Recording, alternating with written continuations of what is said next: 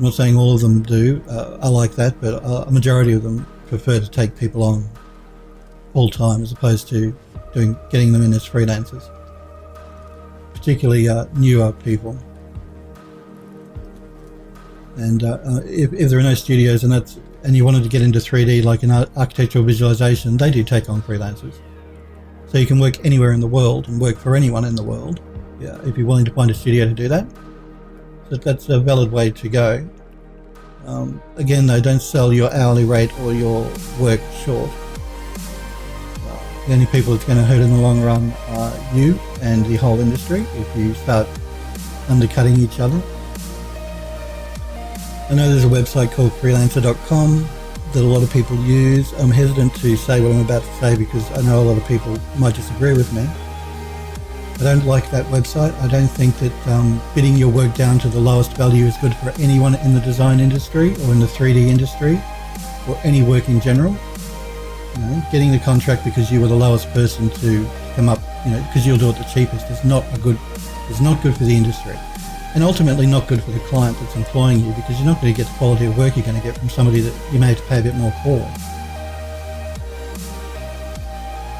So sites like freelancer.com, while they provide a need and a niche for people, I don't like them. I think bidding your work down to the lowest value is not good for you or the industry. So that's just my opinion on sites like that. If you can avoid them, do, because you're going to be working for nothing, because you're going to be competing against people living in countries in Southeast in Asia, so that have a lower cost of living, so they can afford to outbid you. And if you try and bid against them, you're going to be working for nothing. It's going to be a waste of your time. Your living expenses in your country are very low. Okay. Well, see, Lina has an advantage then. This is what I was saying about sites like freelancer.com. If you're living in a country where you have a low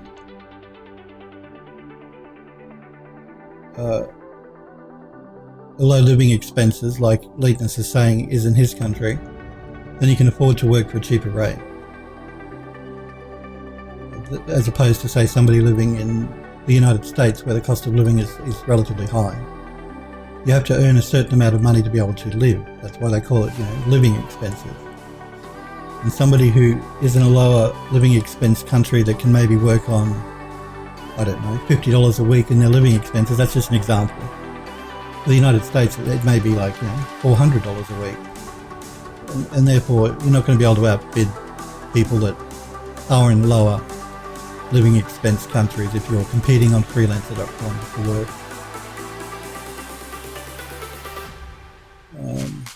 So you're saying your living expenses in your country are very low, so you'll have to work for a relatively high wage.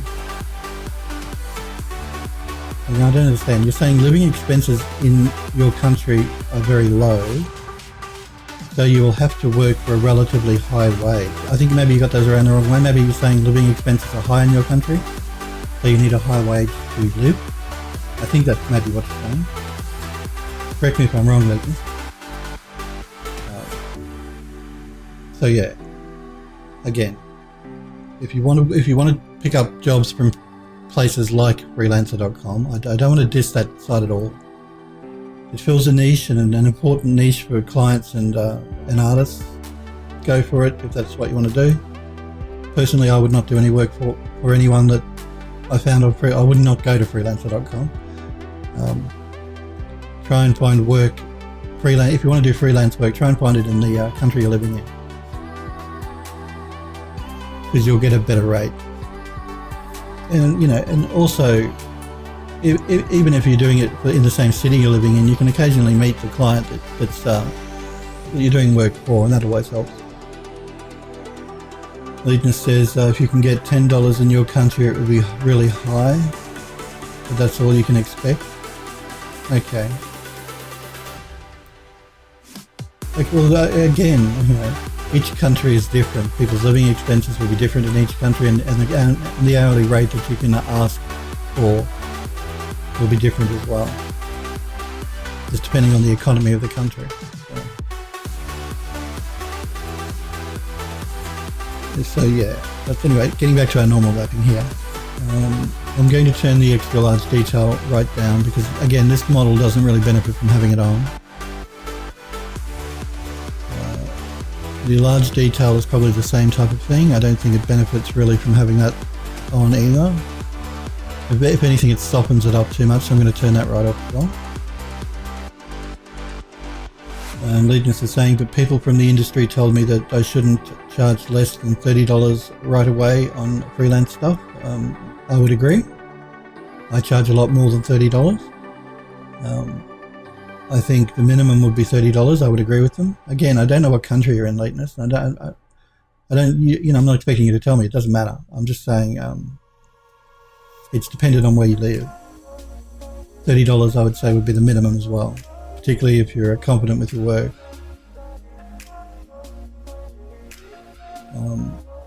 If you're competent in the work you can do, then charge more.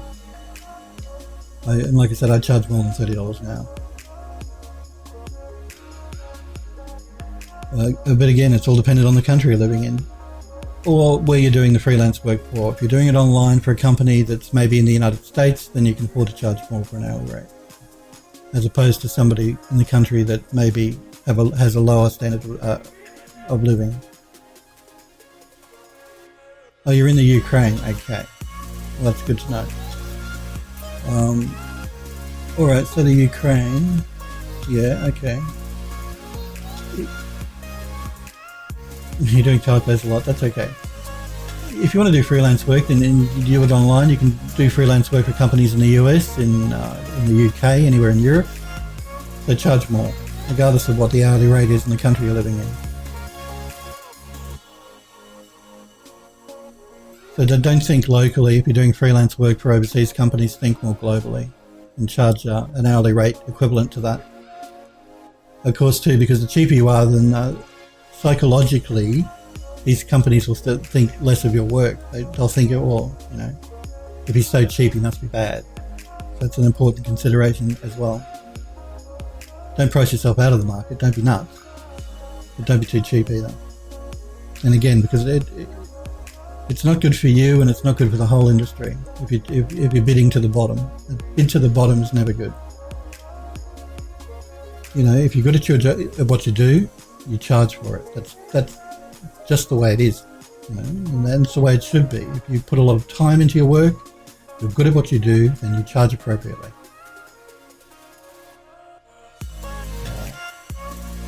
So let's go with the medium detail here and have a look. And again, these are all relative. If you look at the normal map here, you can see what these sliders are doing. This model again is really not benefiting too much from these large details in the texture map. This one will bring up a little bit though. It's starting to become more necessary. Lina says for $500 in my country you can live a decent life and be totally happy. Yeah, well that's probably true. Yep. Well, just think, if you can get freelance work overseas and charge them $30 an hour, you don't have to kill yourself to earn $500 a week, do you? Or a month, you're saying. Okay, well, there you go. But like I said, get out of the mindset, if you're doing freelancing work on a world, for anyone in the world, out of the mindset of whatever the hourly rate is in the country that you're living in, particularly if it's a country where the standard of living isn't as high as the first world, even though Ukraine is the first world. Don't take that the wrong way. You know what I mean, guys. And if you're $500 a month, you can live a decent life. Well, then you get freelance work for companies overseas, you should be fine. You shouldn't have to knock yourself out or kill yourself to make a decent living. Provided you don't undersell yourself. Let's go to the fine details here now.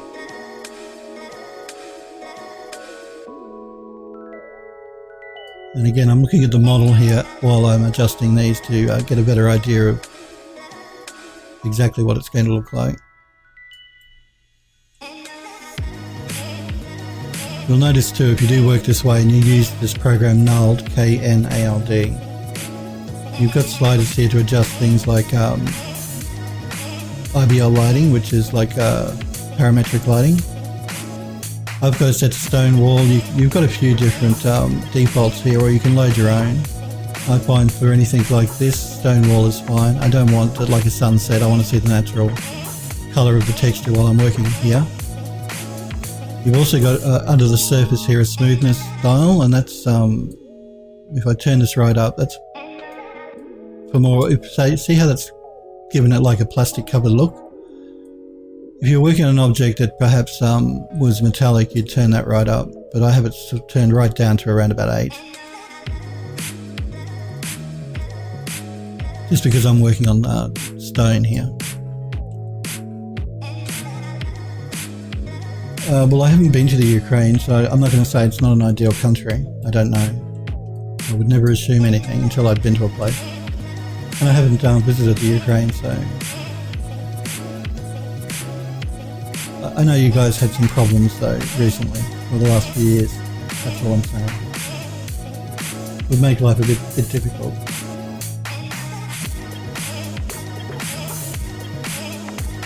No, it's a city on the coast and you've got a lot of tourists? Cool. Well, I'm glad it looks good. It's always nice to live in a nice looking city. Yeah. I don't know, no, I don't, oh yeah, I was going to say the European Union and all that sort of thing, but I don't think Ukraine isn't in the EU, is it? Yet.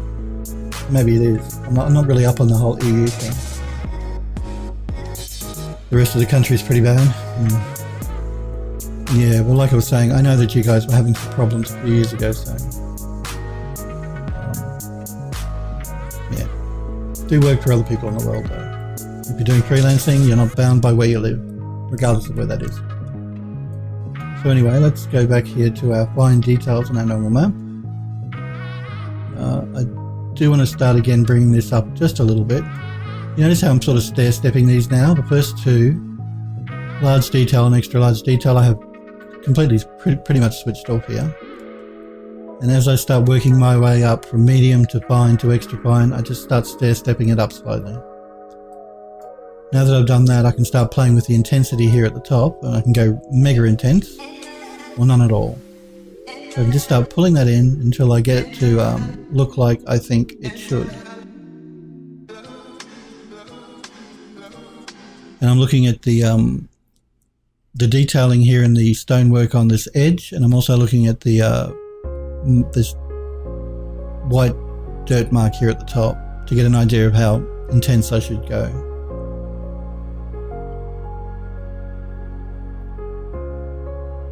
Yeah, living in the US or Canada or Israel, anywhere like that, that'd be cool. I'd like to live in Canada actually, or the US. I've done work for companies in the US.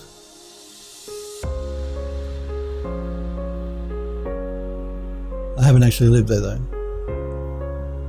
But I'd like to live in Canada because that's supposed to be similar to where I live now. So, hey Ray. You tried to switch from C4D to Maya for animating, it's not easy. Yeah, anytime you're picking up a new piece of 3D software or changing what you normally are used to, it takes a little while to get used to where they put everything in their interface, because they're all a bit different. They all do things just a little bit differently. That learning curve can be annoying. Once you've got it down there, you should be fine. What are you animating, Ray?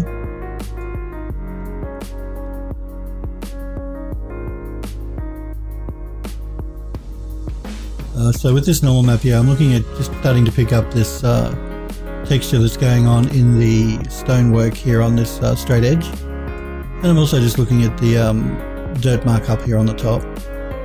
And even once I've created this texture map and I start using it in Eon View, we can tone it back or pull it up a bit if we think it needs it through the material editor. I'll show you that when we get into View and we start working with materials in View. But for this, I think that's probably okay. We have like a medium. We're concentrating more from the medium to the fine to the extra fine details. We've turned off the large and the extra large details. and our intensity is at 100%, which is just a happy coincidence. I don't want it turned up too much, and I don't want it too soft either, so maybe we'll knock it to 90% actually. Yeah, we'll go to 90% intensity. Type that in.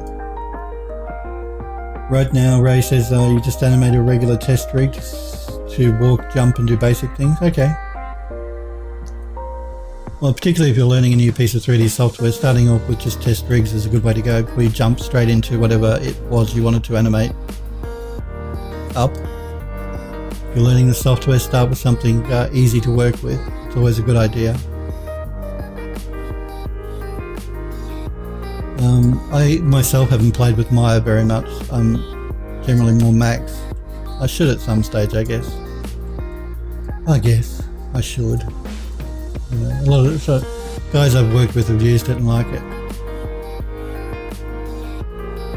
And it's good for animation. It is good for animation. Maya, that is. Ray says, you know how to use Cinema 4D good, but tried Maya. You didn't know how to move the camera.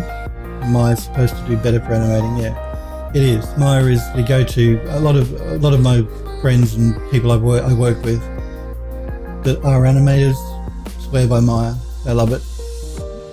They know they're animators. They do it for a living. I'm not an animator, so my opinion is just what I've been told and what I've heard, and through watching people work on it. Maya is renowned for animation, which is why a lot of games companies use it, because they're always doing a lot of character animation work, and Maya's supposed to be the best for it. I mean, you can animate in Max and you can animate in Blender, you can animate in anything, but Maya is known as being the best for animation.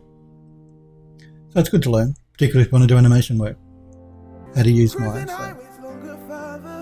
Or even from an employment point of view, which is what we were talking about before, the more pieces of software you know, the better, the more employable you'll be. I'm not saying you should learn everything, and it's impossible to learn everything, and learn it well anyway. My advice is always to concentrate on one piece of 3D software and learn it very well. And it goes the same with people that think that they need to be animators and environment artists and 3D modelers and level designers. They're all different jobs, and you're not. My advice is not to be a jack of all trades and a master of none, but to specialise in one area. And I specialised in environment. I was an environment artist when I worked for games companies. And now I'm a visualisation artist and still an environment artist, doing ArchViz and working for games companies. So always specialise in one area. Don't try and pad your portfolio out with half-assed bits of animation and crappy level design. It's just going to make you look less employable. Concentrate on one thing. Ray says, well, right now you're still going to use Cinema 4D, yep, but you're playing with Maya in your spare time and probably use it in the future. Well, that's a smart way to do it. Ray knows Cinema 4D, and that's great. And that's a great piece of 3D software as well. And you're just going to play with Maya in your spare time and learn it that way. And I fully endorse and support that. I myself do things like that as well. If I want to learn something new, and I still stick to my tried and true, and then gradually over time I do, whenever I've got any free time, I'll play with the other piece of software and learn it that way.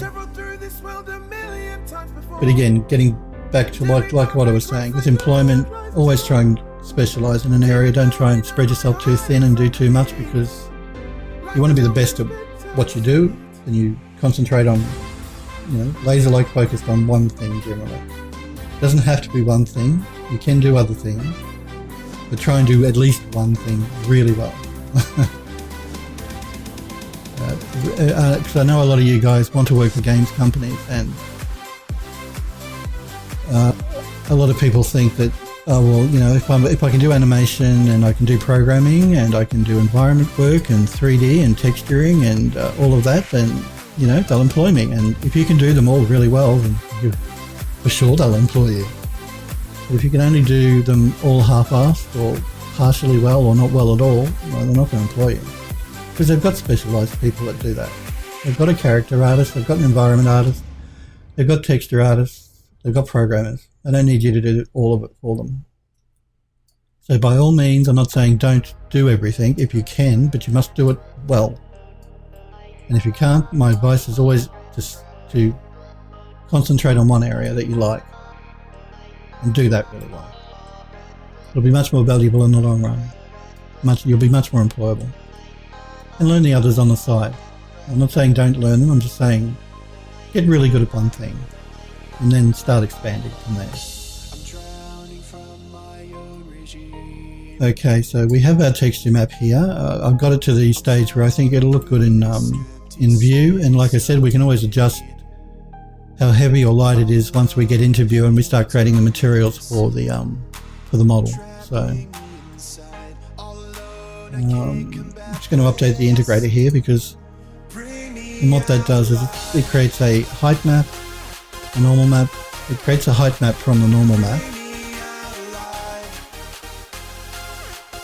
Yes, they do have technical artists as well. That's what Linus is saying. They do the most boring stuff. I was actually doing technical art as well when I worked for a game studio. I wouldn't class it as completely boring, but it is a lot more programming related than art related. The best technical artists, of course, are ones that can do good art and good programming. Generally, it's difficult to do both, though. You know, the left-right side brain thing, artists, programming, you can do both, and yeah. They're in high demand. I wouldn't say the work is particularly enjoyable though. Generally you're troubleshooting problems for the art team as a technical artist. And I didn't enjoy that. I like creating art, not troubleshooting other people's artwork necessarily. So just getting back to what we were saying here, again, another reason why I really like Null. You can create your color map you can create your normal map, from your color map. You can import geometry so you can see exactly what you're working on and what it's going to look like, and it can automatically create a height map, a derivative map, an ambient occlusion map, concavity, convexity, transmission, and curvature maps, all automatically, and it does a really good job of it. So, and I did the, you won't get that though until you hit that button down here to turn on the integrator.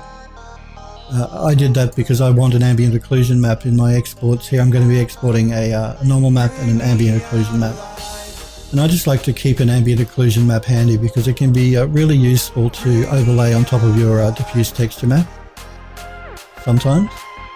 Whether that be through the Unreal Engine, which I may bring this model into the Unreal Engine and do, I always generally use the ambient occlusion in that to multiply on top of my diffuse map, or in view as well. You just want to be careful because you don't want to go too dirty on your model, because it's going to create an ambient occlusion naturally anyway. This can be just a nice way to vary and lift up your diffuse texture a little bit. Deacon says you can't program very well, but you want to be a technical artist, so you've got to learn to program a bit, at least, if you want to be a technical artist later. They do a lot of programming work. Ray says, use a site called Pluralsight. It allows you to watch 1 to 2 hour courses on specific area and programs like Maya, After Effects, Cinema 4D. Oh, okay, I hadn't heard of Pluralsight. I know Lynda.com, they do a lot of tutorials on the different 3D software packages. Generally it's introductory stuff though, on Lynda.com. I know that there's a few sites around though that do specific tutorials. I know E3D have done a few tutorials. They're the people that created this program. For Unreal. They've done some tutorials in Unreal. You mainly use it for Maya. Ray says he mainly uses it for Maya. And watches the courses so that you can learn how to do things. Yeah, well, like I said, video tutorials are really useful and really helpful, and I watch them myself even still. Even though I've been working in the industry for so long, and I still find real benefit from watching video tutorials and watching other people work. And again, that's why I really like Twitch and watching other people work on Twitch, because I always see things that people doing things in a specific way that I hadn't done before or didn't know about. And it's good to know about and to find out about. So regardless of whether you're a new to 3D, a beginner, or you're an advanced or an expert user, watching tutorials is always beneficial, always. And even if you do decide later at a later date you want to go and study at university or something, watching tutorials will help give you a head start there as well. At least that's what I found. Lina says he's watched tons of tutorials. You're constantly looking for new stuff on Gumroad. Yep, yeah, Gumroad as well, that people sell tutorials on that.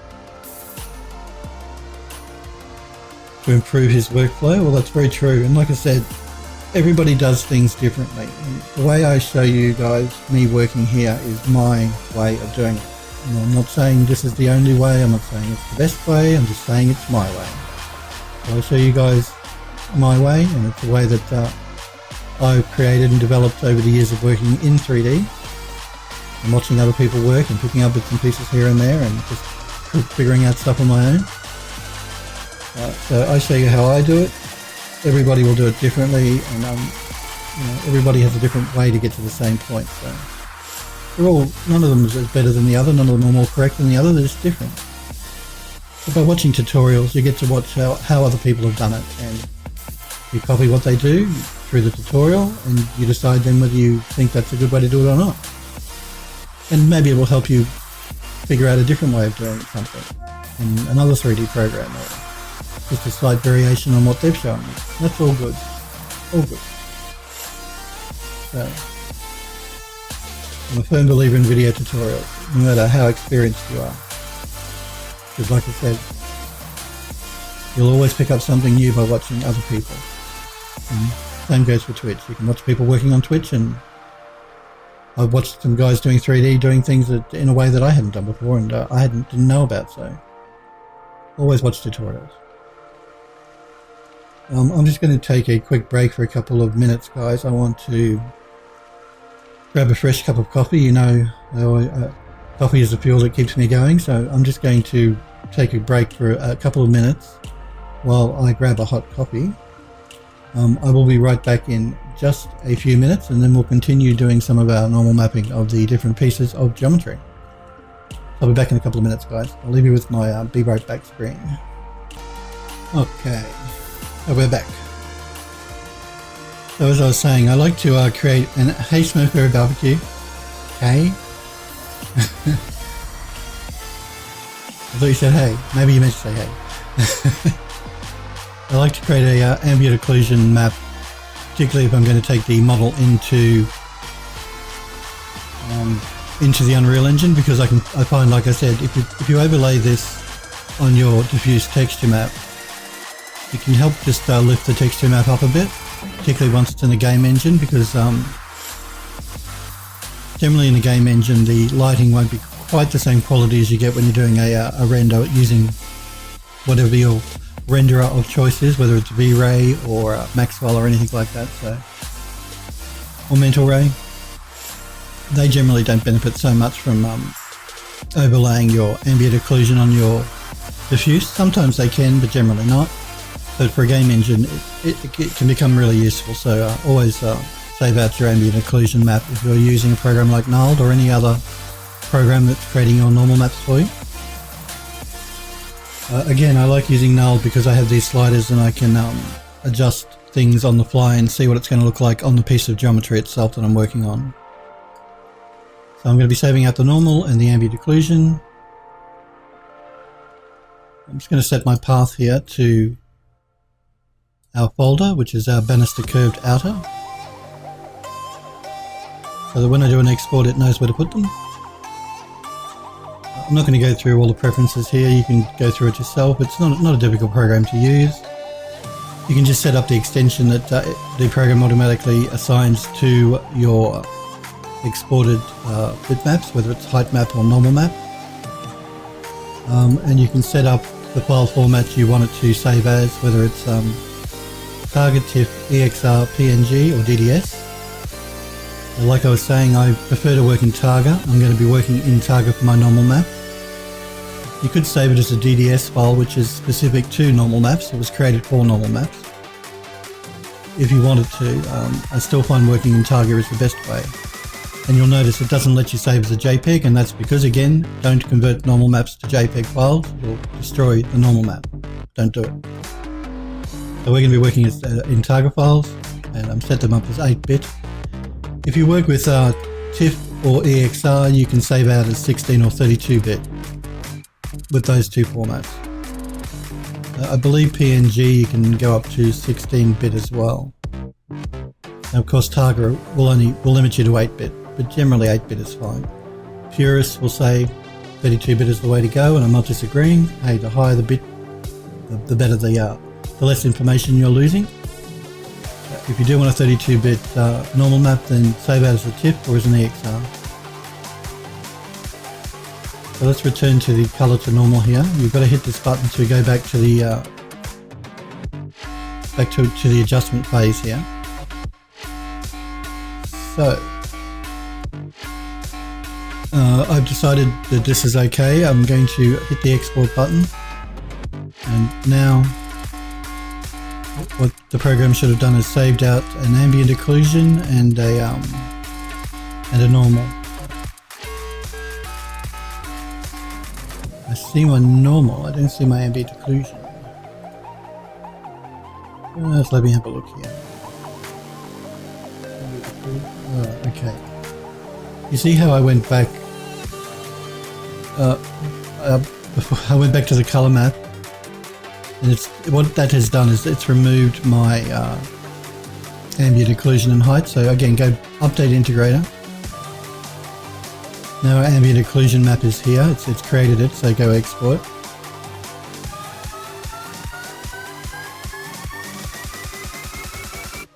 And you see we've got our normal map there and our ambient occlusion here.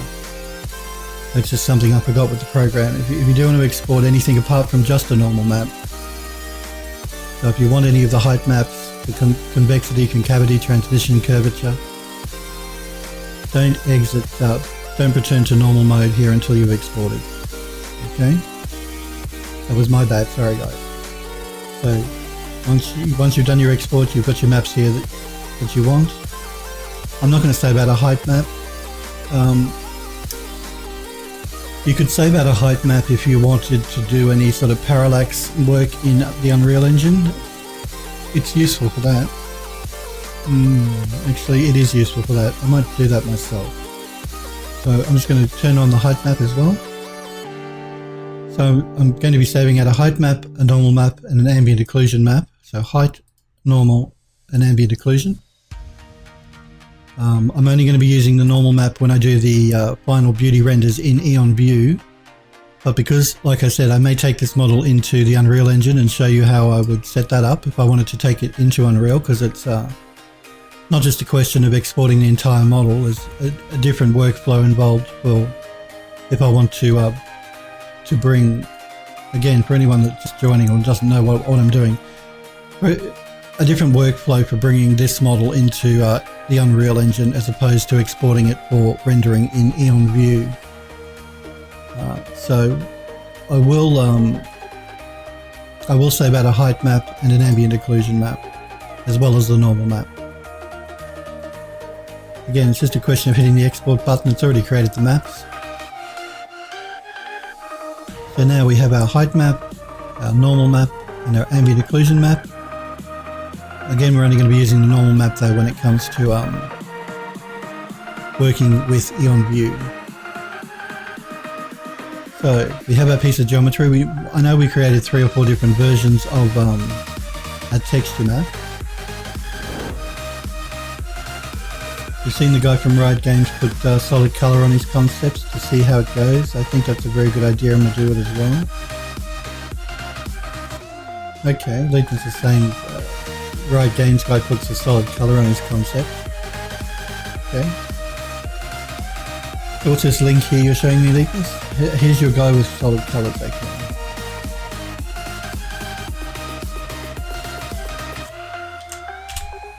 Remember guys, if you've got any work you want to show me, I'm happy to look at it. If you don't want me to show it on stream here for everybody to see, then whisper it to me, a link to it, and I'll check it out for you. If you prefer to, you know, not broadcast yourself to the world. So you just solid color, yeah. A lot of times these guys, when they start doing this modeling, they'll throw a solid color down, like you see me do when I started doing my texture painting in Mari. I throw down a solid grey stone for instance, and then start painting over the top of it. A lot of guys, when they're doing character work like this, will throw down a solid colour to match the concept art, and then they'll start painting over it with their details from there. So it's always good to throw down a base colour, no matter what the model is, whether it's character or a hard surface model like columns and things, and paint over the top of it. That way you won't be caught out by having any weird colour that you may have missed painting over. But just throwing those colours on to separate the different pieces of geometry has helped a lot. The neatness looking great, and a really good base to start painting on top of now. I'm not sure what program you're using to do your texture painting, but I think you maybe said you were using Substance Painter, which is great painting software. And like I said, I haven't used it for about a year now because I generally work with Mari, the Foundry's Mari, to do my texture painting, but certainly capable software. It's good at what it does. Substance Painter, that is, from Algorithmic. Again though, I like to use Mari because I like the interface in Mari, and I like the fact that I can, if I want to, create really large textures. So using Quixel, sorry Leetness, my apologies. Quixel then. Look, there's a lot of different ways you can paint up a model. You can even do it in Max, through Max just itself. It has a very basic painter built into it. You don't need a third-party piece of software to do any texture painting. I'm sure that most 3D software these days will have at least the basics for you so you can paint on your model. And generally they're quite fine. All a specialised piece of software will get you is some bells and whistles and just make your life a little easier. But the built-in functions of 3D software paint programs are pretty good. So you know, Quixel is great as well. A lot of people like that software. I know a lot of guys have said that they like to use 3D Coat. I haven't used that program at all, so I don't know anything about it, but I know guys do like that as well. Of course you can paint in, I think you can paint in ZBrush. I haven't done any texturing work in ZBrush. I use ZBrush just for modelling work. But again, like I said, you don't need to use a third-party program because Max itself has painting built into it, and it's quite fine. Just like I said, you won't get all the bells and whistles and things that you get with a dedicated 3D software painter. It doesn't mean it's not good, and it's quite suitable. It might just take you a little longer to get there in the end using the built-in tools. So we've exported our normal map here for this piece of geometry. I'm going to load up our next color map, which was this one here, R2. I don't really need to load the mesh again because it's I've seen the way it looks. It's kept all of the settings that we used for the previous one, which is good because we want all of our normal maps to be the same for this piece of geometry. I'm going to update the integrator though because I want it to create the height normal map from the new texture map. And I'm going to hit export again. And you see, because we named our diffuse textures differently, the program knows that and it's not overriding our previous files, it's creating new ones. So it's just a matter of matching the normal map to the texture name. So let's keep going here and load up our next one. You must return to the color to normal before you can load up your next one. Just bear that in mind if you're using Knald, K-N-A-L-D. Let's load up our color map. I don't know why it puts it, when it loads up my Explorer here, it puts it between my two monitors. It's very annoying. Again, I'll just pull up my mesh here. That looks fine. Again, I'm going to update the integrator because I've loaded a new bitmap. And it needs to create the ambient occlusion and height maps for the new bitmap. And we're going to go export. Again, we're going to return to color to normal before we load up our next color map, our bitmap, diffuse texture map. And we want R4, which is the last one for this one.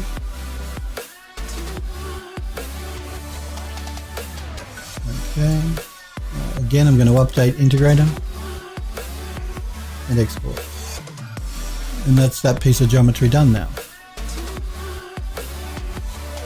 So we have all of our normal maps, our height maps, and our ambient occlusion maps for those four different diffuse texture maps.